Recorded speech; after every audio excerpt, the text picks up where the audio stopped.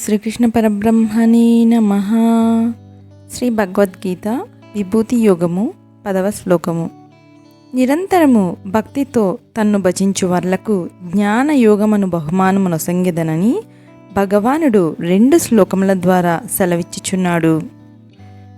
తేషాం సతతయుక్తానాం భజతాం ప్రీతిపూర్వకం దదామి బుద్ధియోగం తం ఏన మాముపయాంతి తే. తాత్పర్యము: ఎల్లప్పుడూ నాయందు మనస్సు కలవారై ప్రీతితో నన్ను భజించునట్టి వారికి దేనిచే వారు నన్ను పొందగలరో అట్టి జ్ఞాన యోగమును ఆత్మానాత్మ వివేచనా శక్తిని ప్రసాదించుచున్నాను.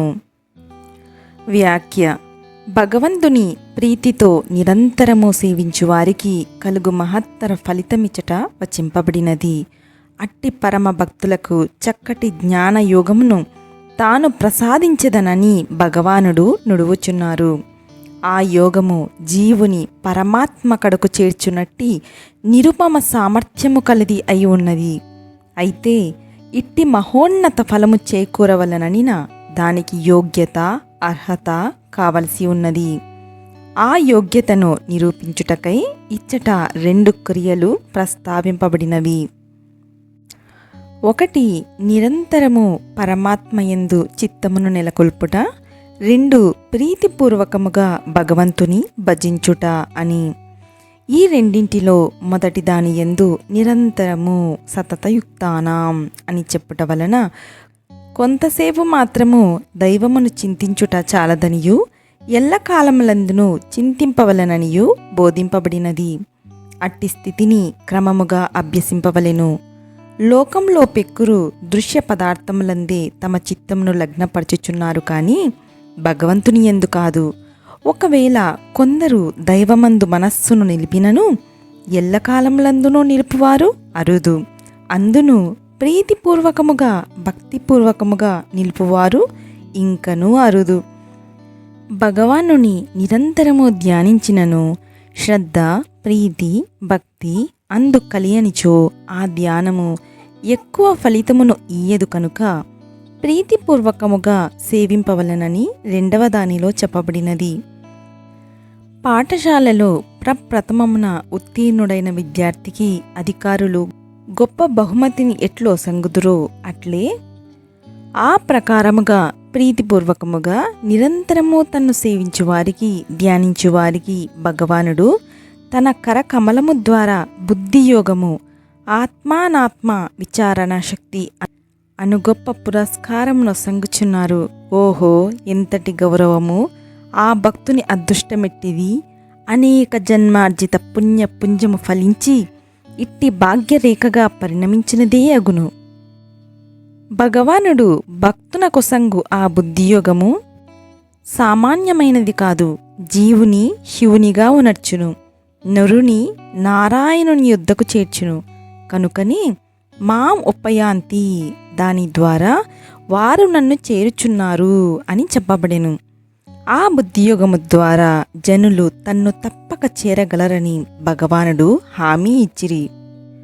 బుద్ధియోగం అనగానేమి? బుద్ధికి చెందిన యోగము అనగా విచారణా సంబంధమగు యోగము అని అర్థము. దీనినే జ్ఞానయోగమందురు. ఇది ఆత్మ, ఇది అనాత్మ, ఇది నిత్యము, ఇది అనిత్యము, ఇది దృక్కు, ఇది దృశ్యము అని ఇట్లు వివేచించి చూపునదే ఈ యోగము. శరీరమును, ఉపాధిని ఆత్మ నుండి వేరుపరచునదియే ఈ యోగము. దీనిని పొందిన వాడిక ప్రపంచములోని ప్రతి వస్తువును విడదీసి అస్థి, బాతి, ప్రియములను, సచ్చిత్ ఆనందములను గ్రహించి నామరూపములను త్యజించగలడు. ఇట్టి బుద్ధియోగము, జ్ఞానయోగము ఎవరికి లభించుచున్నది? ప్రపంచములో అనేక కోట్ల మంది జనులు ఉన్నప్పటికీ ఎవడు భక్తితో ప్రీతిపూర్వకముగా నిరంతరము భగవంతుని ఆరాధించుచున్నాడో అతనికి మాత్రమే లభించుచున్నది. భక్తియే జ్ఞానముగా పరిణమించిపోవుచున్నది. భక్తి అను పుష్పము వికసించి జ్ఞాన ఫలోత్పత్తికి దారి తీయుచున్నది. కొందరిట్లు ప్రశ్నించుచున్నారు, ఆత్మ పంచకోశాంతర్గతముగా ఉన్నాడని చెప్పుదురు కదా. మేము ఎప్పుడునూ బయటగల దేవునే అనగా ఏ విగ్రహమునో మూర్తినో పూజించుచున్నామే, మాకా అంతరదృష్టి ఎప్పుడు కలుగగలదు? విగ్రహారాధన మొదలగు దాని ద్వారా బాహ్యమున పూజ జరుపు మా యొక్క దృష్టి అంతరంగమందుగల ఆత్మ వైపునకు ఎప్పుడు మరలగలదు? సాకారము నిరాకారముగా ఎప్పుడు పరిణమించగలదు? బాహ్య సాకార దృష్టి అంతరంగ నిరాకార దృష్టిగా ఎప్పుడు మార్పు నొందగలదు? విగ్రహమును బాహ్యమున కాదా మేము పూజించున్నది? అట్టిచో అంతరంగమున గల పరమాత్మను మేమెట్లు పొందగలము? ఈ మొదలగు ప్రశ్నలన్నిటికీ ఈ శ్లోకమున చక్కటి సమాధానం అసంగబడినది. జీవుడా, ఆ ప్రకారమే కొంతకాలము ఏదియో రూపమున సాకారముగా నన్ను అర్చింపుము, సేవింపుము. అయితే ప్రీతితో సేవింపుము, శ్రద్ధతో భక్తితో సేవింపుము, నిరంతరము సేవింపుము. దానిచే నేను సంతుష్టుడనై అట్టి సగుణోపాసనచే ప్రీతి నొందినవాడనై నిర్గుణోపాసనకు కావలసిన బుద్ధిబలమును, జ్ఞానయోగమునకు కావలసిన ధీశక్తిని, ఆత్మానాత్మ విచారణకు కావలసిన ప్రజ్ఞా పాటవమును ఒసంగెదను. దాని ద్వారా నీవు నన్ను తప్పక పొందగలవు అని భగవానుడు కరుణతో ఇచట వచించిరి. దీనిచే పైన ప్రశ్నించిన వారి సంశయములన్నీ పటాపంచలైపోయినవి. భగవానుడి ఇచట భక్తులకు గొప్ప ఆశ్వాసమొసంగిరి. మరియు ఆ ప్రకారముగా జీవనకు ఏ క్షణమున భగవత్ కరుణచే బుద్ధియోగము లభించునో ఆ క్షణము నుండి అతడు నిరాకార పరమాత్మ వైపునకు మొగ్గు చూపి అట్టి ఆత్మ యొక్క అన్వేషణ ఎందు విచారణ ఎందు దత్తచిత్తుడై ఉండును.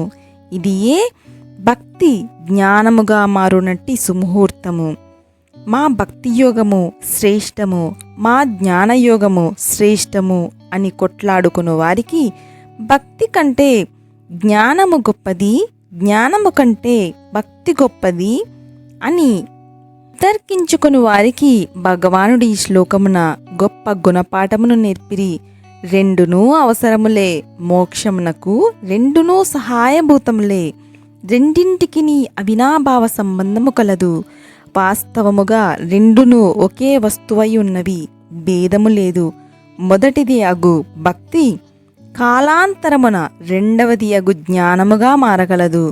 ఆ మారునట్టి లగ్నమేదియో సుముహూర్తమేదియో ఈ శ్లోకమున చక్కగా తెలుపబడినది.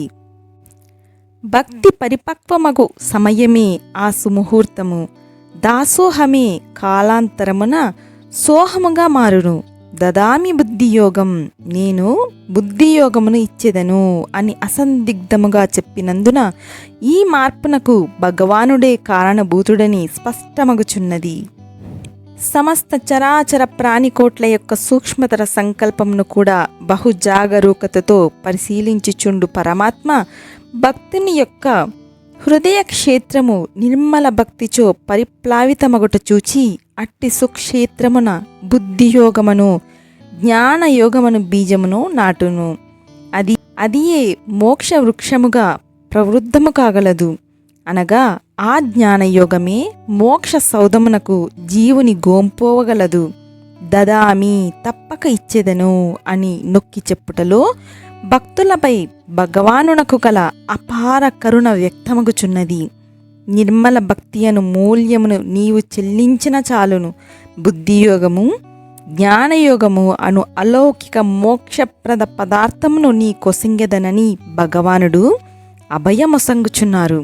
సాధ్య వస్తువును అపేక్షించువాడు సాధనను తప్పక చేయవలెను. కనుక సాధ్యమగు మోక్షమును భగవత్ సాయుధ్యమును కాంక్షించువాడు తత్సాధనమగు బుద్ధియోగము జ్ఞానయోగమును దానికి కారణభూతమగు నిర్మల భక్తిని తప్పక సంపాదించవలనని ఈ శ్లోకము ద్వారా వ్యక్తమగుచున్నది. భక్తి సులభ సాధ్యమైనది కనుక ప్రథమమున సర్వులును దానినే ఆశ్రయించి తద్వారా భగవత్కరుణచే జ్ఞానమును పొంది మోక్షభాగులు కావలేను. మోక్షము భగవత్ సాయుధ్యము ఎట్లు లభించును? బుద్ధియోగంచే, ఆత్మానాత్మ విచారణారూప జ్ఞానయోగముచే.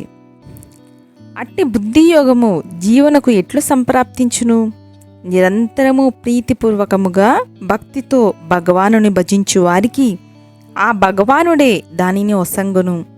బుద్ధియోగము జ్ఞానయోగము సంప్రాప్తించుటకు కావలసిన యోగ్యతలవి: 1 నిరంతర భగవత్సేవనము, 2 ప్రీతిపూర్వకముగా భగవత్సేవనము. హరి ఓం తత్సత్. శ్రీకృష్ణార్పణమస్తు.